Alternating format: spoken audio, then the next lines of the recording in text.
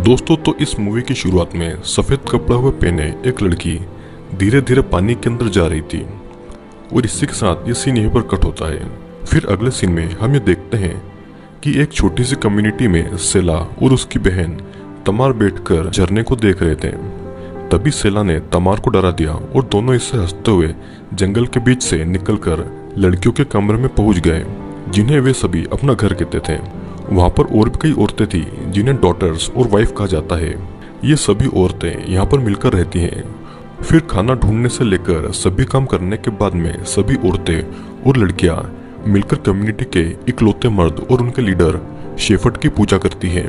अब खाने के समय बेटियां यानी कि डॉटर्स नीले कपड़ों में टेबल की एक तरफ बैठी हुई होती हैं और पत्नियां यानी कि वाइफ्स लाल कपड़ों में दूसरी तरफ। फिर जैसे ही शेफर्ड का खाना पूरा हो जाता है, वो अपनी एक पत्नी को अपनी कृपा देने के लिए चुनता है और फिर रोज रात में बेटियां अपनी माँ से अलग सोती है और उससे पहले शेफर्ड को भगवान की तरफ पूजती हैं।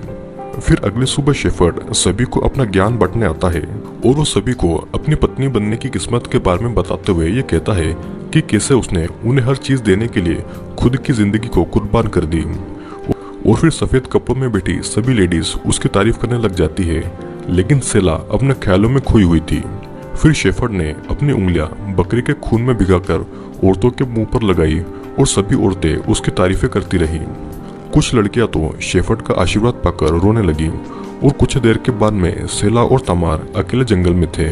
सेला को शेफर्ड दूर से नजर आ गया था तो उसने तमार को घर जाने को कहा और वो अकेली वहीं पर खड़ी रही। दोनों घूमते हुए बातें कर रहे थे तो शेफर्ड ने सेला से उसका दिया ज्ञान न सुनने के बारे में पूछा। सेला इस बात पर चिढ़ गई, पर फिर उसे लगा कि शेफर्ड शायद मजाक कर रहा है तो वो हंसने लगी। फिर शेफर्ड ने सेला की खूबसूरत होने पर तारीफ की और उसके बालों में अपनी उंगलियां घुमाने लगा।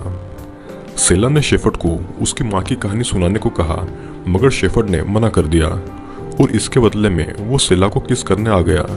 लेकिन वो ऐसा करने से पहले रुक गया। उसने सेला को अपने बाल उसकी पत्नियों से फिर से बनाने को कहा और चला गया। फिर उसके जाने के बाद में सेला यह सोचकर शर्माने लगी कि अब जल्दी ही वो शेफर्ड की पत्नी बन जाएगी। घर के अंदर सेला और उसकी एक और बहन तबाथा घर के काम कर रही थी और एलोइस, जो कि एक वाइफ है, उसने शेफर्ड के साथ में बिताई पिछले रात के बारे में बताने लगी। इससे सेला को जलन होने लगी क्योंकि एलोइस अभी अभी शेफर्ड की पत्नी बन गई है, जबकि दोनों की उम्र बराबर है। तबाथा ने उसे वाइफ से बदतमीजी से बात न करने को कहा, जिससे कि दोनों आपस में झगड़ा करने लग गई। और फिर इतने में तबाथा की माँ वहां पर आई और दोनों को शांत कराने के लिए सेला को बचा हुआ खाना झोपड़ी में ले जाने को कहा, जहाँ पर अशुद्ध और पापी लड़कियां रहती हैं। झोपड़ी में एक बेहोश लड़की थी जो कि अशुद्ध होने के कारण एक तरह का उपवास करती है क्योंकि उसके पीरियड चल रहे थे। और एक लड़की सारा बाहर आई जिसके शरीर पर चोट के निशान थे। सारा इतना सा बचा हुआ खाना देखकर चौंक गई थी, पर सेला ने फिर भी उसे खाने को कहा ताकि वो जल्दी से शुद्ध हो जाए। सेला को लगता था कि जिन लड़कियों को उनसे दूर इस झोपड़ी में भेजा जाता है उन्हें यहाँ पर सजा भुगतनी चाहिए, जैसे कि उसकी बेहोश बहन कर रही थी। शेफर्ड के मुताबिक ये सभी लड़कियां ईव के पाप की सजा भुगतती है, पर सेला ने सेला को इसके लिए तैयार रहने को कहा क्योंकि जब उसका टाइम आएगा तो वो भी शेफर्ड के लिए खास नहीं बचेगी। सेला उसके और उसकी माँ के ऊपर की हुई सारा की बातों से थोड़ी परेशान हो गई और फिर बाहर आकर वो अपना गुस्सा शांत करने के लिए पत्थर फेंकने लग गई। फिर उस रात एड्रियल, एक प्रेग्नेंट वाइफ, अपनी बेटी लिली को बेटियों के कमरे में सुलाने आई और लिली ने उसे कहानी सुनाने को कहा, जिस पर एड्रियल ने उसे याद दिलाया कि सिर्फ शेफर्ड ही उन्हें कहानी सुना सकता है। जिसके बाद में सभी सोने के लिए चले गए और फिर सेला के मन में शेफर्ड के लिए जरूरत से ज्यादा प्यार बढ़ गया और वो उसे खिड़की से देखने लग गई। शेफर्ड भी अपनी खिड़की से सेला को देख रहा था, पर तभी उसके कमरे में सेला ने इलियोस को देखा और फिर दोनों मिलकर सेला को देखने लग गए। और फिर शेफर्ड ने अपनी 2 उंगलियां उसके सामने एलियोस के मुंह में डाल दी। अब अगले दिन जब कुछ नई पत्नियां शेफर्ड को नहला रही थी तो पुरानी पत्नियां अपनी बेटियों को नहला रही थी। शेफर्ड ने फिर सेला को एक बकरी के बच्चे को जन्म देने में मदद करने के लिए कहा और सभी ने उसे ऐसा करने के लिए थोड़ी सलाह दी, लेकिन सेला इस बात से खुश थी कि शेफर्ड ने उसे ये काम दिया था। फिर पहाड़ों के बीच बकरियों के साथ सेला अकेली बैठी थी और जन्म का इंतजार करते हुए सेला की आंख लग गई। जब सेला की नींद खुली तो उसने अपने पास मरती हुई बकरी और उसके बच्चे को देखा और इसी बीच उसे पता चला कि उसके पीरियड्स आ गए हैं। अब उस शाम सेला ने वापस घर आकर फिर से देखा कि ऐसा है या नहीं, और जब उसे अपने हाथ पर खून दिखा तो वो उसे साफ करके चिल्लाने लग गई। फिर रात में उसने तबाता को ये बताया कि एक कुत्ते ने बकरी के बच्चे को खा लिया, लेकिन उसे अपनी आंखों में वो खुद और बच्चों को मरता हुआ देख रही थी। जब पत्नियों को पता चला कि बकरी मर गई है तो वो सेला को चर्च में लेकर आए और शेफर्ड ने उसे माफ कर दिया, लेकिन सेला को अभी भी दुख था क्योंकि वो अशुद्ध है। फिर एक रात सबके सोने के बाद में सेला ने शेफर्ड को पुलिस वाले से बात करते हुए सुना, जो कि शेफर्ड से ये जगह खाली करने को कह रहा था, वरना वो उन सबको गिरफ्तार कर लेगा। फिर अगले दिन शेफर्ड ने सबको कहा कि उन्हें ईडन की खोज में जाना होगा, जिसके बाद में वो अपनी पीठ के बल गिरा और सभी औरतें उसके पास आ गई, लेकिन सेला कुछ सोच रही थी और वो अपनी जगह पर ही खड़ी रही। फिर शेफर्ड सभी औरतों के साथ में मिलकर हंसने लगा और सब उसे कंधों पर उठाकर ले गई। सभी अपने नए घर की खोज पर जाने के लिए बहुत ज्यादा खुश थे, लेकिन सेला को कुछ भी महसूस नहीं हो रहा था। वो अपनी सोच से तब बाहर आई जब शेफर्ड ने उसकी गर्दन पर हाथ रखा, जो कि वो तब करता है जब उसे कोई बेटी पसंद आ जाती है। फिर थोड़ी देर के बाद में शेफर्ड सेला के पास आया, जो कि जंगल में अकेली बैठी हुई अपने घर को छोड़ने पर दुखी थी, पर शेफर्ड ने उसे हिम्मत रखने को कहा और घर छोड़ने से पहले सभी औरतों ने कुछ रीति रिवाजों वाले गाने गाए और वो वहां से जाने लगी। सभी ने अपने कपड़े और बकरियां ले ली थी और पैदल पैदल सफर कर रहे थे। सभी खाना खाने और आराम करने के लिए थोड़ी थोड़ी दूर में रुक रहे थे।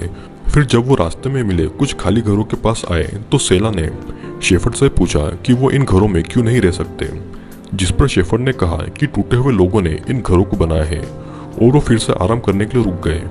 और फिर सेला आग के पास में बैठी हुई थी और शेफर्ड अपने टेंट में फिर से एलियस के साथ में था। अब रात में सेला फिर से उन खाली घरों में वापस आई और वहां पर लगी तस्वीर देखने लगी, और जैसे ही पलटी एलियस उसके सामने आकर खड़ी हो गई और वो हंस रही थी, लेकिन उसकी हंसी जल्दी गायब हो गई जब उसने अपने गले की चोट को सेला को दिखाया। अब अगले दिन सेला अपना खून और नहीं छुपा पाई, जिसे देखकर तबाता चिल्लाने लगी। वो उसे अशुद्ध बुलाने लगी, जिससे कि अब सेला को भी सबसे आखिर में सारा के साथ में सफर करना पड़ता है, जिसकी उसने कुछ दिन पहले ही बेइज्जती करी थी। अब कुछ देर के बाद में तेज हवाओं के कारण ग्रुप फिर से आराम करने के लिए रुक जाता है और पत्नियां शेफर्ड की तरफ उम्मीद से देखने लगी थी, जो कि दो बेटियों को बाहों में लेकर बैठा हुआ था। वो याद करने लग जाती है कि उनकी जवानी में भी शेफर्ड उन्हें ऐसे ही अपने गले से लगाए रखता था।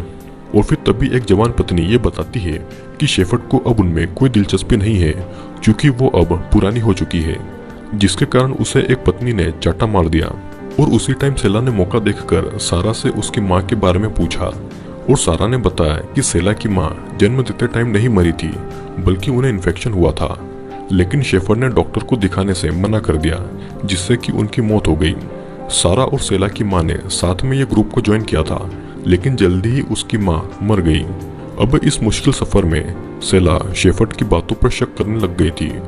उसने दूर एक कार को जाते हुए देखा तो उसने खुद को उसमें बैठा हुआ देखा, और उसने एक नॉर्मल लड़की की तरह कपड़े पहने हुए थे। फिर उसने देखा कि उसकी माँ और सारा भी आगे बैठे हैं, और वो अपने ही इन अजीब ख्यालों में खो चुकी थी। अब उस रात से सारा को सेला के साथ में रहना अच्छा लगने लगा था, क्योंकि वो आराम से शेफर्ड के बारे में उससे बात कर सकती थी। सेला भी उसके बारे में वैसा ही कुछ सोचती है, लेकिन उसे हमेशा से ढंग से रहने को सिखाया गया था। सारा ने फिर उसे एक बात बताई कि वो आधी रात में चुपचाप से घर के बाहर निकल जाती थी और वो झरने के सामने जाकर बिना कपड़े पहने खड़ी रहती थी, जिससे कि उसे आज़ादी महसूस होती थी। जब सेला सोचने लगी कि सारा अभी तक भागी क्यों नहीं, तो सारा ने बताया कि अब तो उसे ये भी नहीं पता कि बाहर की दुनिया में क्या चल रहा है और उसके पास जाने के लिए कोई भी जगह नहीं है। फिर उस रात सेला और सारा को इतना करीब देखकर शेफर्ड ने अपने लिए सारा के प्यार का इस्तेमाल किया और उसके साथ अपनी रात बिताई। और अगले दिन से सेला को भी बाकियों के साथ चलने की इजाजत मिल गई, और फिर शेफर्ड ने सेला को सारा के साथ में अकेला छोड़ने के लिए उससे माफी भी मांगी, जिसे वो पापी समझता है। और इसी बीच एड्रियल के पेट में इतना चलने के कारण दर्द होने लगा, क्योंकि एड्रियल प्रेग्नेंट थी, और उसके चिल्लाने की आवाज से सभी बेटियां एक दूसरे के हाथ पकड़ के डरने लगी। सभी पत्नियां उसे इस टाइम में उठाकर साथ ले जाने लगी, लेकिन कुछ देर में एड्रियल की मौत हो गई, और उसके फ्यूनरल पर अपनी माँ के लिए रो रही लिली को शेफर्ड जबरदस्ती वहां से उठाकर ले गया। सारा ने उसकी मौत के लिए शेफर्ड पर इल्जाम लगाना शुरू कर दिया, और उसने शेफर्ड को उसके असली नाम माइकल से बुलाया। लेकिन शेफर्ड ने उसकी बातें अनसुनी करते हुए एड्रियल की लाश जला दी, जिस पर सभी पत्नियों ने एड्रियल के लिए प्रार्थना भी की। सेला ने फिर से अपने आप को एड्रियल की जलती लाश के सामने खड़ा देखा और अगले दिन सेला ने देखा कि सारा उनके पीछे नहीं आ रही है। सारा उनसे कहती है कि वो एड्रियल के बच्चे के साथ यहाँ से जा रही है क्योंकि शेफर्ड ने उस बच्चे को वहीं पर छोड़ देने को कहा था क्योंकि वो गलत तरीके से पैदा हुआ है। असल में वो बच्चा एक लड़का था और शेफर्ड के मुताबिक एक ग्रुप में बस एक ही मर्द हो सकता है। सेला ने सारा को हिम्मत रखने को कहा और जाने से पहले अपनी बहनों की मदद करने को बोला। और जैसे जैसे वो आगे बढ़ रहे थे, तमार ने शेफर्ड से पूछा कि क्या वो अपने नए घर के करीब आए हैं या नहीं, जिस पर शेफर्ड कोई जवाब नहीं देता। पर तमार को लग रहा था कि वो लोग गलत दिशा में चल रहे हैं, जिससे कि गुस्से में आकर शेफर्ड ने तमार को थप्पड़ मार दिया। और कुछ देर और मारने के बाद में शेफर्ड ने तमार को घसीटकर खुद रास्ता दिखाने को कहा। सभी औरतें इसके लिए कुछ भी नहीं कर सकती थी क्योंकि उन्हें भी शेफर्ड की मां से डर लगता था। लेकिन सेला इस नज़ारे को बिना पल के झपकाए देखती रही जब शेफर्ड तमार को मार रहा था। और फिर कुछ देर के बाद में शेफर्ड ने एक तालाब के पास की जमीन को अपना नया घर घोषित कर दिया। और इस सफर से सभी बेटियां परेशान हो गई थी, तो शेफर्ड ने फिर उनके सारे पाप और बालों को धोना शुरू कर दिया, जो कि एक तरीके से उसका उन पर काबू रखने का तरीका था। एक लड़की ने सबको ये बताया कि उससे फिर से अलग महसूस होने लगा है। लेकिन जब सेला की बारी आई तो उसने दूसरों से ज्यादा देर तक पानी के अंदर रखा और अंदर सेला ने अपने आप को लाल पानी के अंदर सफेद कपड़ों में बैठा हुआ देखा। उसके अंदर फिर से बहुत ही गुस्सा भरा हुआ था और इतने में शेफर्ड ने उसे पानी से बाहर निकाल दिया। अब उस वक्त शेफर्ड ने आखिरकार सेला को अपने टेंट में बुलाया, लेकिन तमारा ने उसे वहां पर जाने से मना कर दिया क्योंकि सभी औरतें शेफर्ड से अपनी प्रेग्नेंट पत्नी को ऐसे ही छोड़ देने के लिए बहुत नाराज थी। लेकिन सेला फिर भी वहां पर गई क्योंकि उसे हमेशा से ही शेफर्ड की बातें मानना सिखाया गया था। अब टेंट के अंदर शेफर्ड ने सेला को अपने बाल खोलने को कहा और उसकी खूबसूरती की बहुत तारीफ करने लगा। फिर उसने अपनी 2 उंगलियां सेला के मुंह में डाली ताकि वो चिल्ला ना सके, और सेला बिना हिले बस ये सोचती रही कि आखिरकार वो यहाँ पर कर क्या रही है। उसे फिर वो खुद और ज्यादा गुस्से में दिखाई देने लगी और वो सपना देखने लग गई कि सभी औरतों ने मिलकर शेफर्ड को टुकड़ों टुकड़ों में काटकर मार डाला है और उसका खून कर दिया है। फिर उस रात वापस आकर सेला ने एक रूल तोड़ दिया और सबको सारा से सीखी हुई एक कहानी सुनाने लग गई क्योंकि वो लोग इससे भी अच्छी दुनिया के लायक थी। सेला ने उन सभी को एक लड़की की कहानी सुनाई जो कि झरने के सामने बिना कपड़ों के खड़ी थी। फिर अगली सुबह जब सभी बेटियां उठती है तो देखती है कि सभी पत्नियां वहां से गायब हो गई है। फिर वो नदी के पास में आती है और देखती है कि शेफर्ड पत्नियों के गाउन के सामने घुटने पर बैठा हुआ है।